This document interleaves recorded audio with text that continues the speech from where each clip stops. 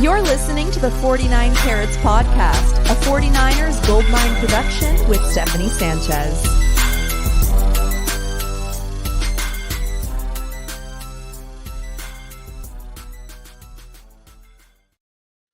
What's going on, everyone? Welcome to another edition of the 49 Carats podcast. I'm your host, Steph. It is Monday, August 7th, and I'm back in Colorado after a week out there in Santa Clara for 49ers training camp. I had a great time. You know, there's a lot of good energy around this team right now, and they just wrapped day 10 some hours ago. And so joining me to discuss the latest reports from day 10 is a special guest. And I have to do this intro justice just because I used to listen to him on the radio years back. So for me, it's dope as hell to have him on the show today. Former Bay Area radio personality for KMEL, 106 KMEL, and of course, a longtime 49er faithful, Box Kev. How you doing today, man? Steph, that was awesome. You could get a job in radio any day. Trust me, you're a lot better than some of the people I used to work with. I'll tell you that much. No Well, shots. I'm glad to hear that. But, you know, we're here to talk 49ers camp and go through some of the latest news with the team. And now with the 49ers first preseason game looming, Kyle Shanahan was asked earlier today on NFL Network how many starters he expects to have play in Vegas. And Kyle said very little. He was then later asked about Brock Purdy specifically after today's practice, and he said that Purdy will participate in both practices in Vegas, but he currently isn't expected to play in the first preseason game. But he did leave some room to change his mind, so I guess we'll just have to wait and see. And also, it seems like Kyle doesn't think that Brock needs to play in these preseason games, but that it can help. So I would expect that we do eventually see him out there. Maybe in the second preseason game is most likely, but I'm kind of indifferent whether or not they do plan to have him out there, just because I could see the risks and the cons, but I can also see the benefits of having him out there for those preseason games. Yeah, no, I agree. It's kind of par for the course for Shanahan to kind of give us one of those answers where he can do no wrong regardless. But you know, we've seen this historically with the way that kind of Shanahan has managed the preseason in previous years. You know, it's been different now. Like, I guess what is this, the second or third year that we've only had the 3 preseason games instead of 4. You know, first game is always going to be, you know, you might see the starter out there for 1 series, maybe 2, depending on how quick that first series goes. And then it's kind of out. And then it's going to be the backups to kind of get in. You know, we kind of treat now game 2 as we used to treat game 3, which used to be kind of like more of the dress rehearsal where you would see the starters play, you know, typically like a first half, and then the backups will get in. But it'll be interesting to see if Brock plays at all. I don't necessarily agree with the statement that he doesn't need to play in preseason. You know, but again, you know, he's practicing, and like Shanahan said, he's putting more stock into those kind of live practices and live scrimmages that they're going to have this week with the Raiders. So, I mean, you know, he's the coach, he's the smart guy. But it'll be interesting to see how it plays out. I mean, I don't blame him for thinking that Brock will be ready regardless, just because he didn't have any practice reps that 1 week that he had to go in and play against the Dolphins. So maybe there's some, you know, just comfort there, just confidence in Brock that he'll be ready to go. I mean, he looks fine in these practices. And I've pointed out many times that last year's training camp, I didn't think Brock Purdy did anything special, but clearly, you know, Kyle Shanahan saw it from a different lens, and who knows, maybe he's seeing the same things in this year's camp and seeing that Brock looks great to him, right? So he did call him the real deal just a couple days ago. So Kyle's not just throwing those words around for anybody.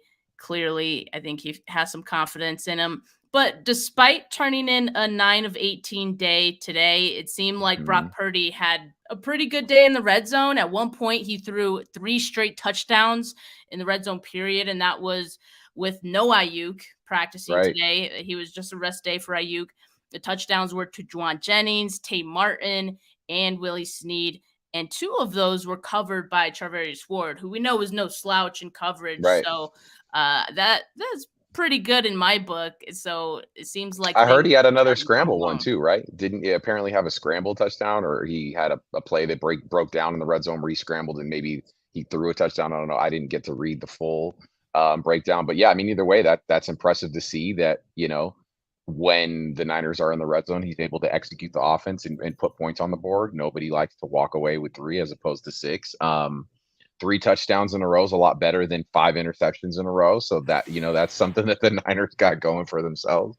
But yeah, I mean, Trace. if yeah, I mean, I'm just saying, like, if Shanahan thinks that he's doing enough and that everything that he's seen in the preseason doesn't necessarily matter, and it's obviously what he's doing on the field during practice, I have no reason to doubt it. Like you said, he kind of came in last year and did his thing. So hopefully he can get back to that and build upon it.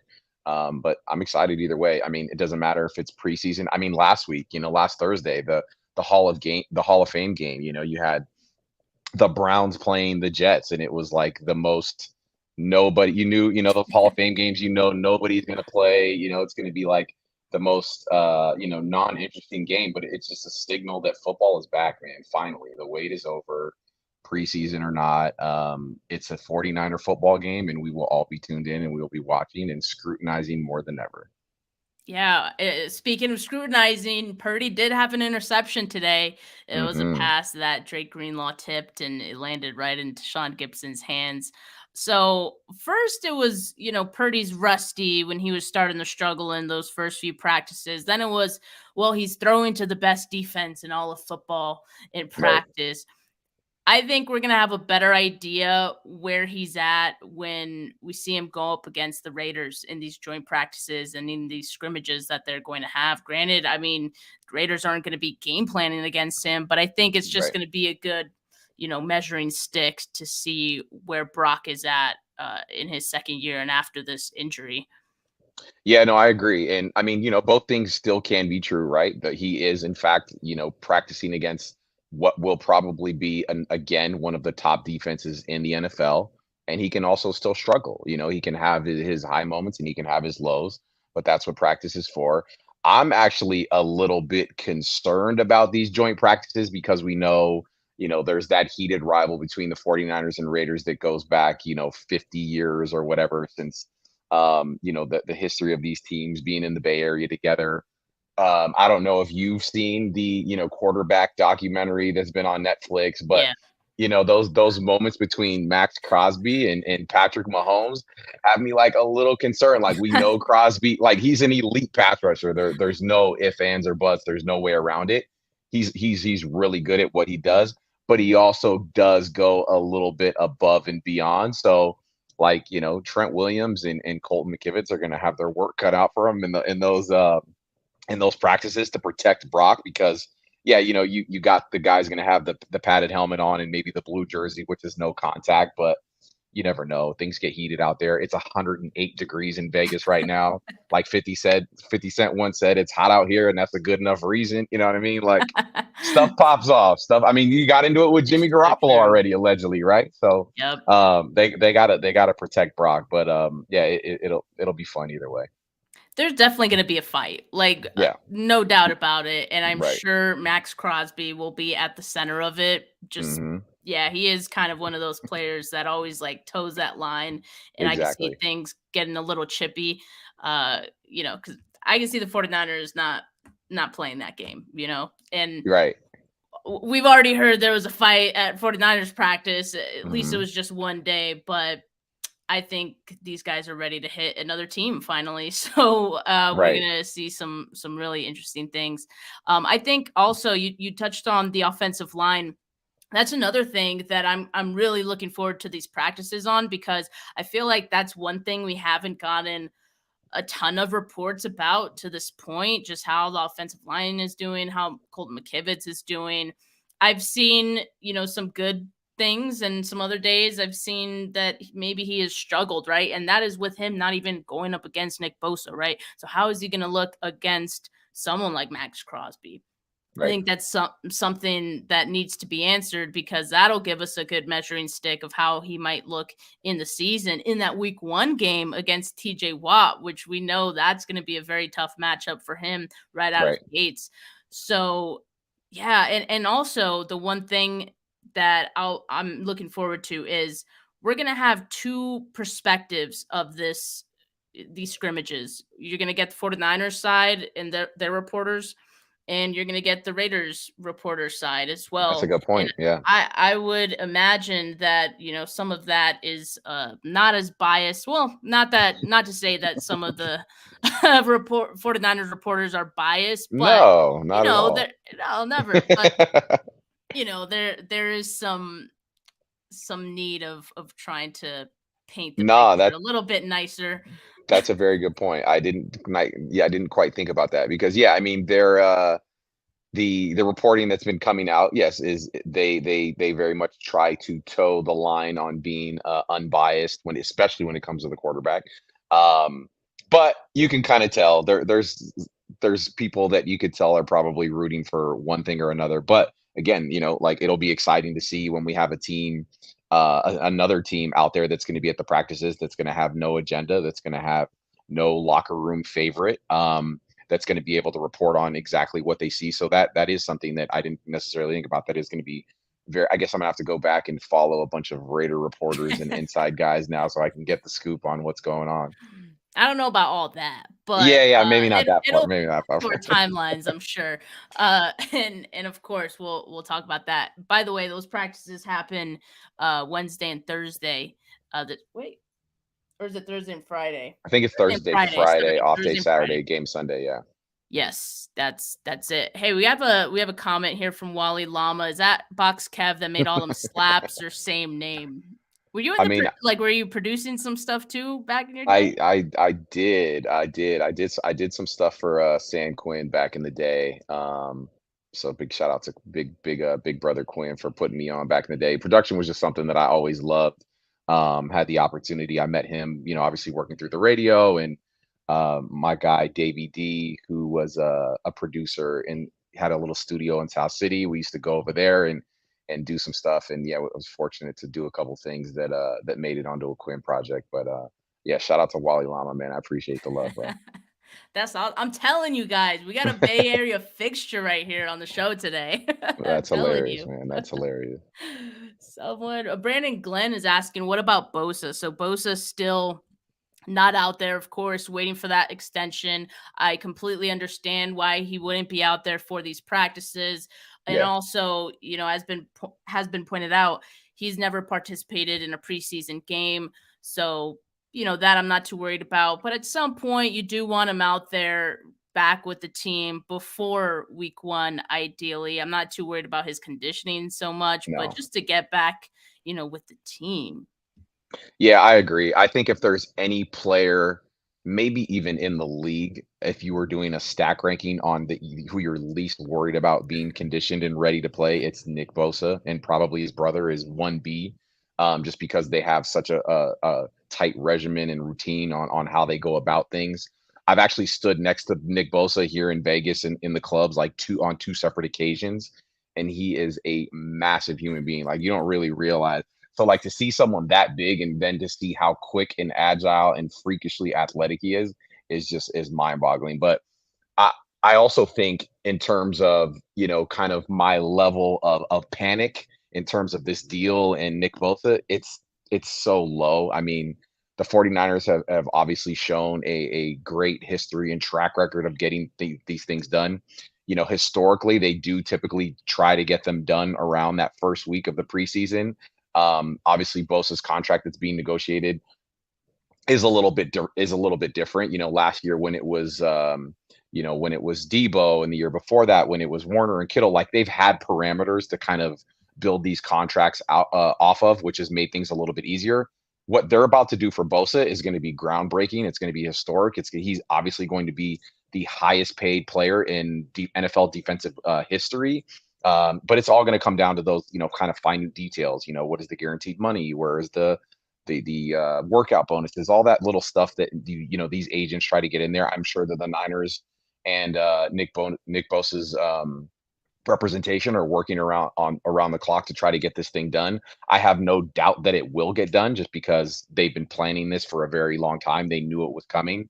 It's just how big is the bag actually going to be? And inside knowledge, it's going to be very, very big and well deserved, right? Well deserved. He's the Yeah. defensive player of the year. So, I mean, we've heard rumblings that he's trying to push to be the highest paid non-quarterback, and yeah, I mean, deservedly so, right? If it yeah, comes to that, I guess like probably if I had to imagine what some of the hangups are so far, maybe some of the guarantees, maybe how the contract looks in a couple years from now. It's right. not just about the APY, but how it breaks down year to year. And the 49ers historically have been pretty creative in that regard. But, there has to be some middle ground between both sides, and they could just still be hammering out the details. Brandon asked how many games we win this year. I think that's what you were asking, Brandon. I think my prediction for the year was like I don't remember. I had it written down somewhere, but I think it was Have like you have 10 you or done a 11. schedule? Have you done a schedule like game by game breakdown? Because I have it Yeah, saved like here. when If you the okay, when the schedule dropped, I did a game by game breakdown, and I think I came away with like 10 or 11 wins, which yeah. I think was like pretty reasonable even. Like And I think Vegas has them at, I think, is it 10.5 or an 11.5 is what they have them in terms of win total. So yeah, you're in the ballpark. I'm in the same. I think I obviously the schedule is going to be a lot more difficult this year. Just based on kind of how they finished last year, and that they're going to be playing a lot of these first place teams and teams that were in the playoffs last year. So they're going to have a tougher schedule. With that said, what the Niners do and the way this team is constructed, they're built for these kind of games. Injuries obviously withstanding, I can see them winning 11, 12 games. I think it's going to probably take 13 to win the NFC outright to get that number one seed. I could see that it could come down to, how that game against the Eagles plays out later this year, which I know everybody has circled on the calendar, but there's no reason why I did that the Niners shouldn't be division winners again and at least hosting one home game when the playoffs come around. I agree. And looking at, the team's feelings towards all of this and their window, right? It seems like they know. They know this is like make or break time. This is the year that they're going to have to do it. They know that some of these contracts aren't going to be sustainable, I guess, on this Yeah. team going forward. And I'm glad they have that realistic outlook on it. So, it's put up or shut up time. Let's see how Trey Lance did today, though. He was 2 of 6 on the day. He was rotating second team reps with Sam Darnold. Mhm. He also threw a touchdown today. I believe it was to Chris Conley. Although I did see someone say it was to Isaiah Winstead, so I don't know.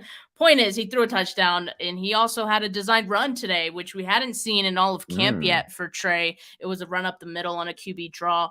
He Mm. also threw an interception. Some said that play could have been a sack from Austin Bryant, which would have, Yep. of course, negated the interception. Mhm. So Lance was under pressure, and I believe it was Demetrius Flanagan Fowles who came away with it. And again, I mean, you can look at that and say this defense looks great. Austin Bryant, who they signed this offseason, hey, that's a plus that he's coming along well with this defense. What are your thoughts on Trey Lance as a whole, Kev? Like, would you want to see him be the starter on this team? Let's just say that Brock Purdy didn't do what he did last year, because we Yeah. know that's gonna far and away make him the QB1, and that is Mhm. the case. But let's just say all things being equal, who would you want as a starter on this team? Well, let's just say that if I was a 49ers reporter, my reporting and stats would be heavily skewed in Trey Lance's favor. I am a big You're not even Trey. hiding. I'm not even gonna hide it. I bought a Trey Lance jersey last year. That's the first 49ers quarterback jersey that I've bought since Steve Young.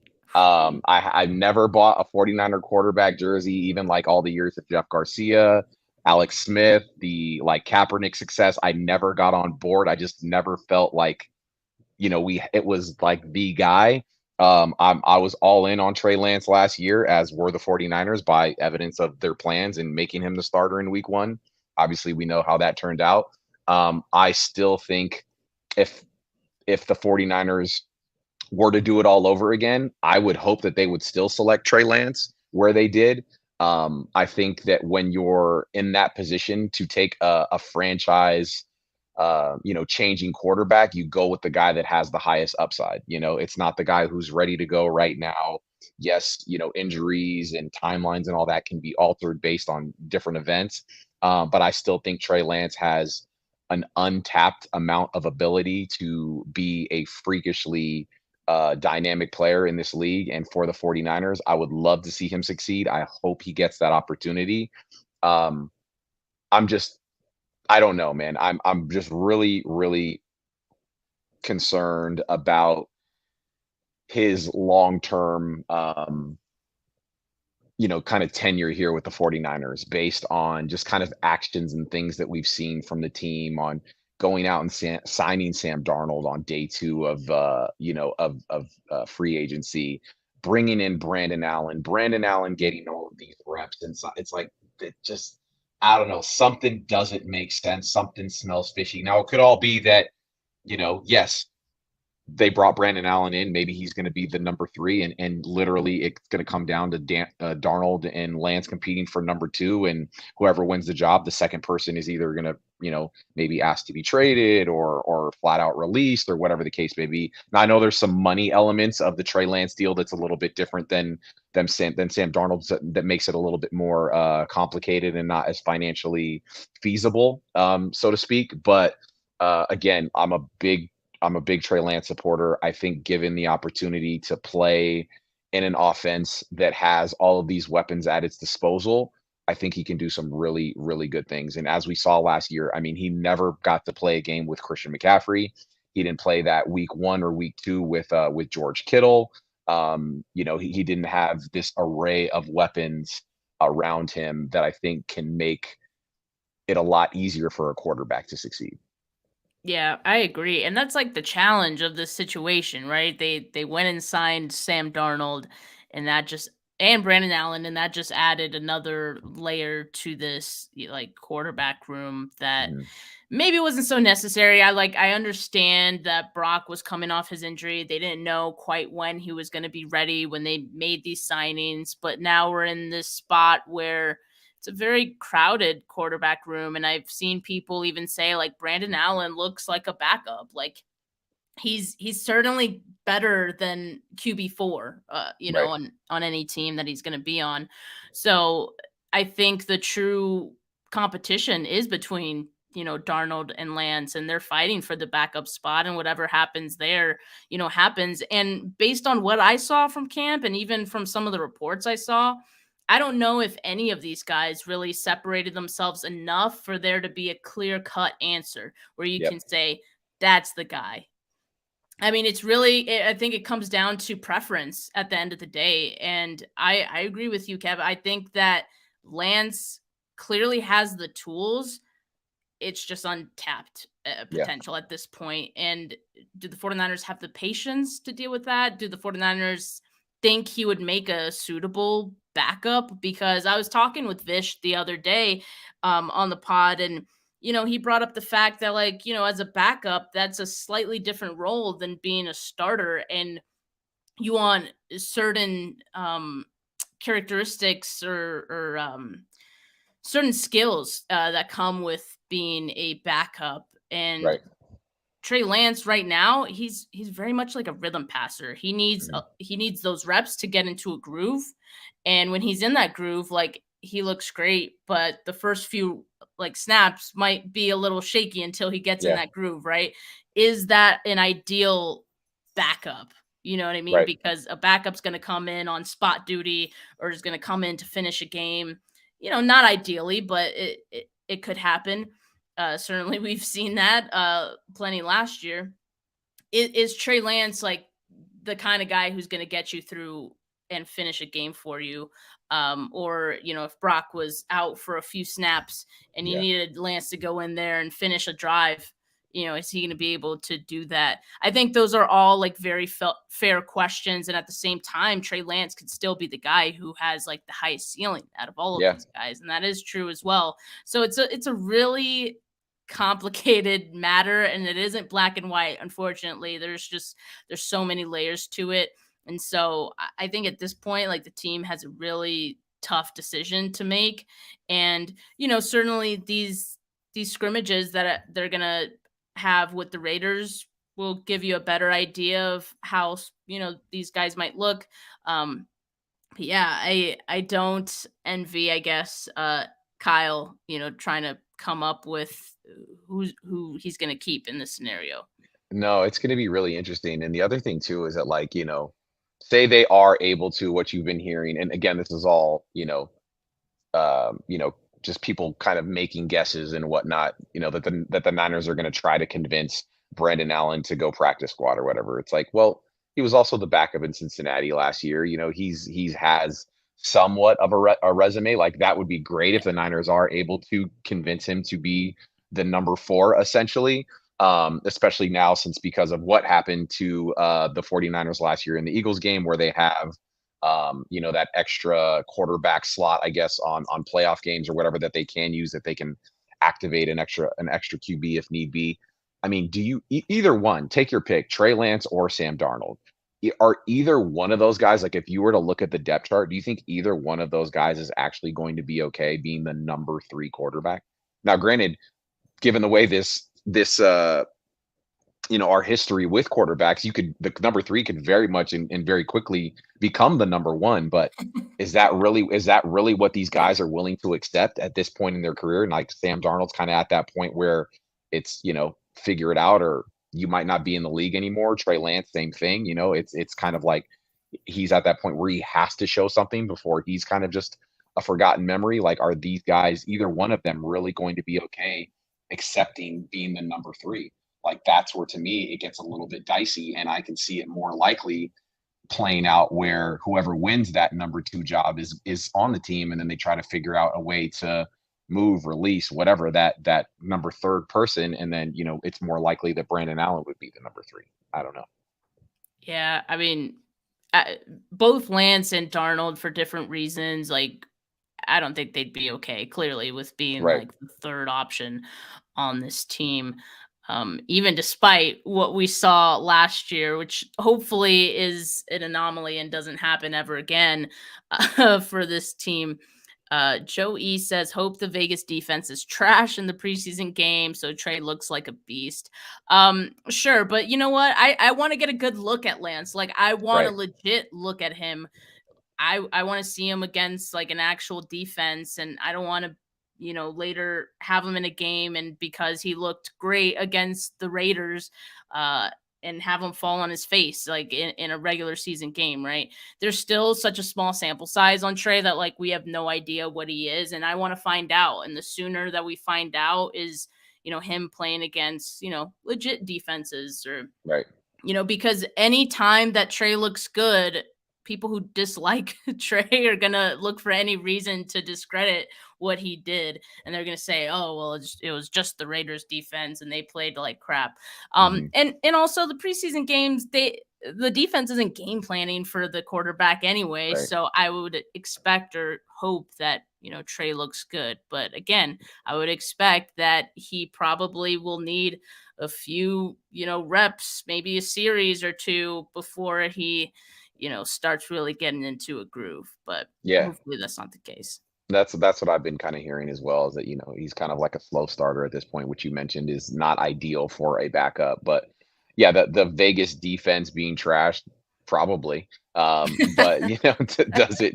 But how much stock are we really going to put into this? How much stock is Shanahan going to put into this? I think it is going to be really interesting. And again, I know that no matter what, if Shanahan is asked, what does this mean? Who is he going to pick as the quote unquote starter for that game if Brock Purdy does in fact not play? Is Trey Lance going to get the first snaps? Is Sam Darnold going to get the first snaps? Are we to put any stock into that? Are we to say, okay, well, he got the, is or more than likely what's going to happen is Shanahan's going to, as I think Trey Lance is going to start against the Raiders.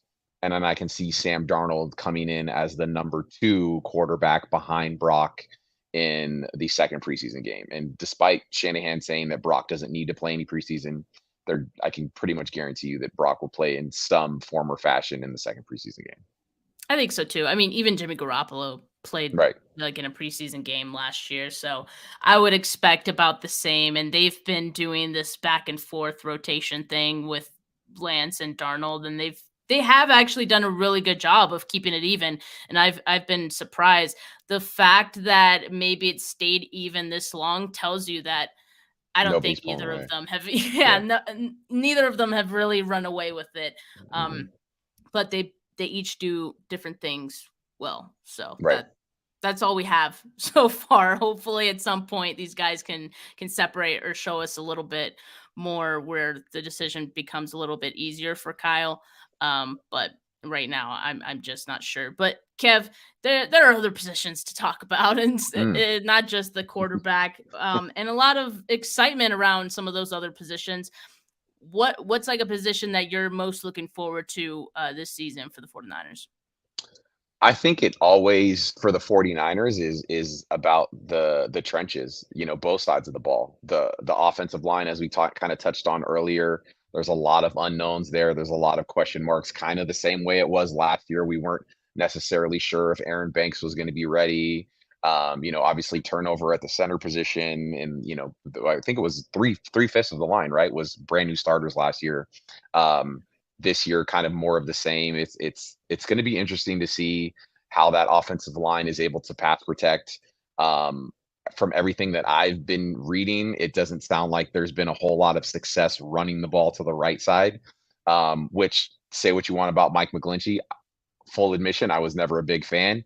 Run blocking was something that he actually did fairly well. It was the pass blocking Very where he well. always kind of struggled.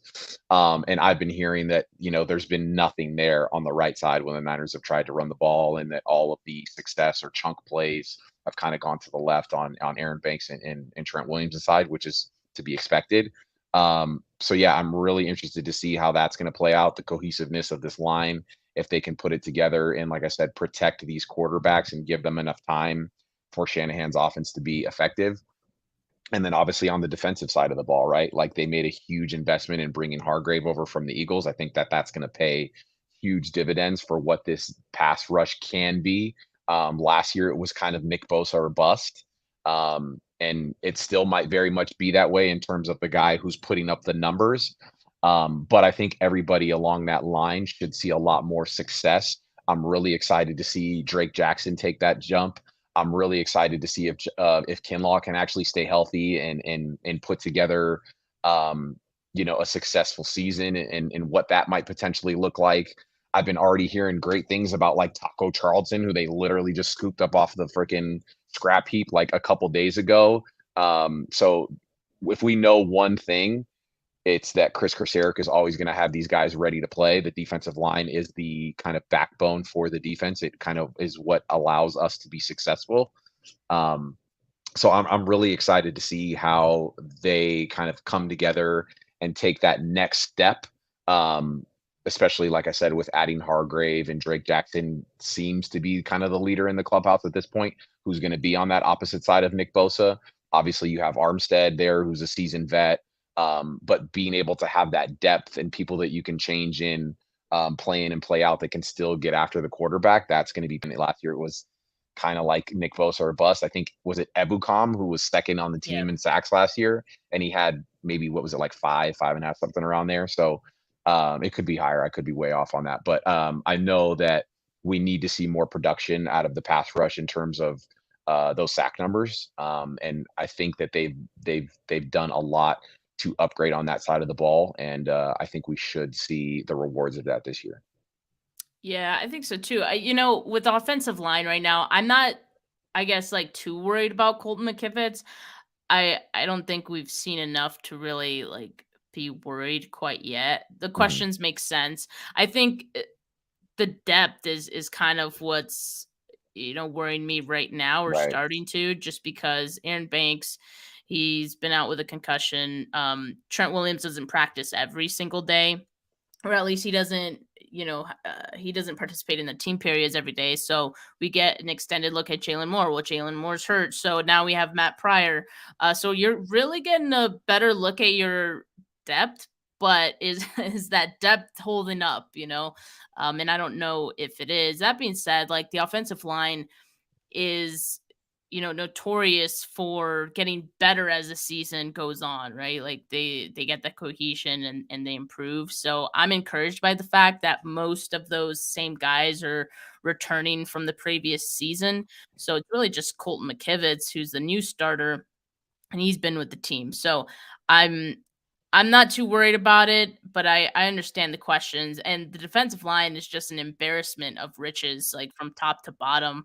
I mean, the fact that you know they could sign Taco basically off the street, and he's like coming in and making plays, and now you're at this point where could he actually make the 53, like you know and I don't know, maybe not, even because this defensive line is so deep that even he who is making plays and making some splashes in training camp might not even make the roster, right? So that tells you just how deep this unit is. But for me, I think the one unit that I'm looking forward to the most, and I expect a big jump in growth, is the secondary. And I Mm. think that has a lot to do with Steve Wilkes and just his impact on this team. I mean, I saw him working exclusively with the secondary in all of the training camp practices. I think some of that has to do with, you know, they're not really changing much on the defense side of the ball as a whole.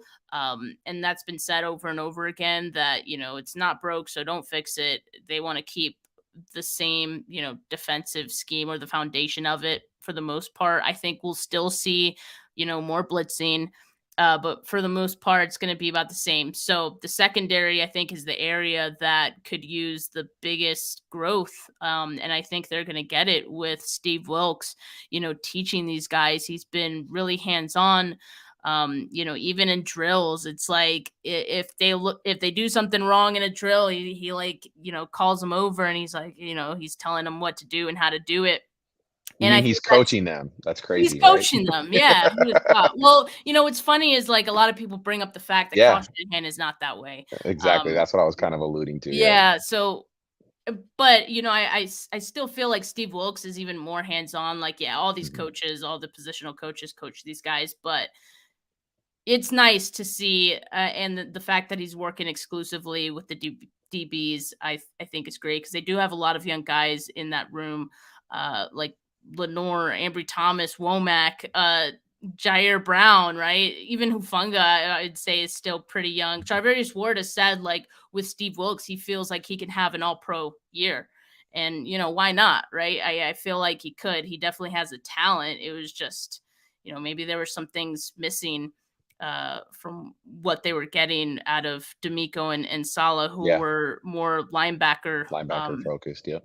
yeah, linebacker focus. So yeah, I think this is going to be great for that group. And you know, we're hearing that Deshaun Jameson has really come along. I think he was an undrafted free agent actually. So to hear that, yeah, he's getting better. I like Quantrez Knight a lot as well. So some of these guys who are maybe like bubble players or some of their depth, I expect that they'll be, you know, really solid. And hopefully we don't see injuries happen to the starters, but if we do, I think everyone's going to be, you know, pretty ready.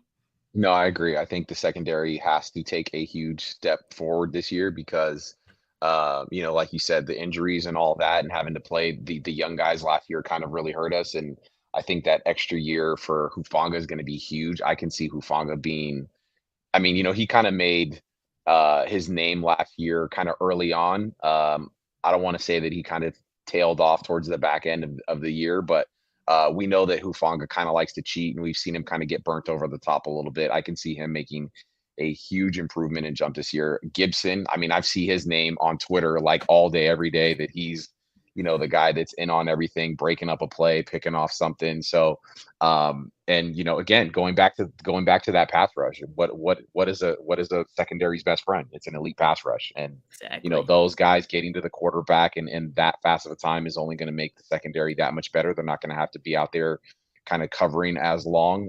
So I could see that this defense as a whole overall, um, to think that they could be better and build on what they already did last year, because last year they were already so good, is scary for the NFL. I will say flat out. And vice versa to that point though, because if Yeah, the secondary is playing good ball, it makes it easier. You could get a coverage sack, you know what I mean? right. So I think we'll probably see more of those as well. Um, but look, we're about 40 minutes here. I mean, I know you being in Vegas, Kev, you're gonna have your ear to the ground on what's going on in these joint practices. What is Absolutely. like the thing you're going to be paying attention to the most? It doesn't necessarily have to be like a specific position group, but just as in general with this team, what are you going to be keeping an eye on? In terms of like the joint practices this week. Yeah.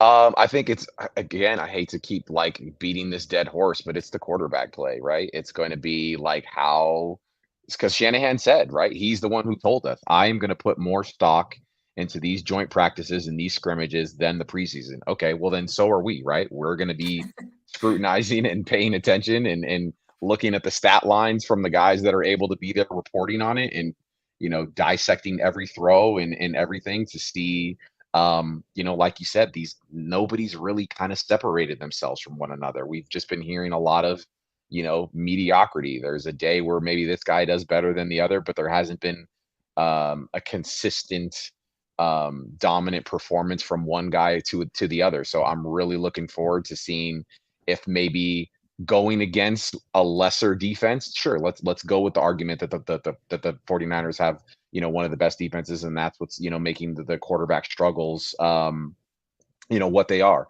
Iron sharpens iron, as Robert Saleh once said. So let's hope that what they've been doing in Santa Clara will pay dividends, not just this week against the Raiders, but in the season. But yeah, I mean, I really want to see if any of these quarterbacks are going to put together some good practices, and it's going to translate in the preseason game, and if that helps us kind of get a better understanding and idea of what we have to look forward to in this upcoming season. Yeah, I mean, I think I'm on the same boat. I think we all are. We're going to be watching the quarterbacks intently in all of these reports. And like I said earlier, I think I'm going to be paying a lot of attention to what the Raiders beat writers are saying Yeah. about the 49ers because, sometimes there isn't a lot of handing out of compliments on an opposing team, even for beat writers. But if they do, it tells you something. And if they say someone looks bad, then, ooh, like that's pretty bad too.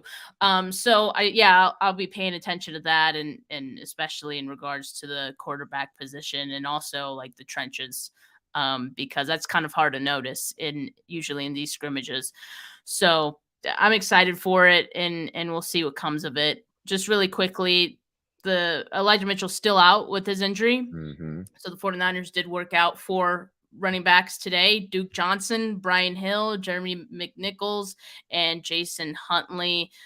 Don't read too much into it, guys. Like, this is just probably strictly for the practice and some of these preseason games that we're about to see because, again, Elijah Mitchell's not out there. We've been seeing a lot of TDP and Jordan Mason getting a lot of snaps. You want to keep those guys, fresh. You don't want them, getting hurt before the season starts either. So I think just having another body out there is good. And of course, Christian McCaffrey, you don't want him getting, more snaps than he needs to in these scrimmages either. So don't look too far into it. But if I had to throw in a favorite out of this group, I'd say Duke Johnson would be pretty pretty They nice. had they had him in already, didn't they? Have him in last year or something? I could have sworn I heard his name last year, but I could be mistaken. Or I don't think so. I don't think so. maybe he They was had just Jeremy somebody that they was McNichols rumored. at one Okay, that point. was McNichols. Yeah.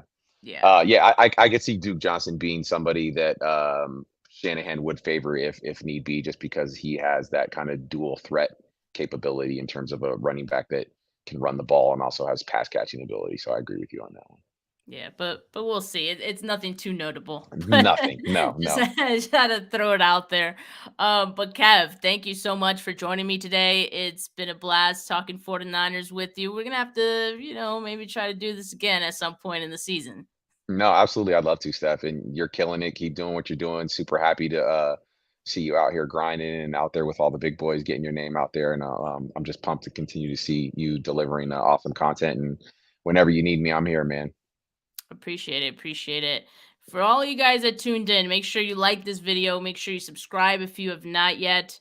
But for now, have a good rest of your Monday, people. Peace.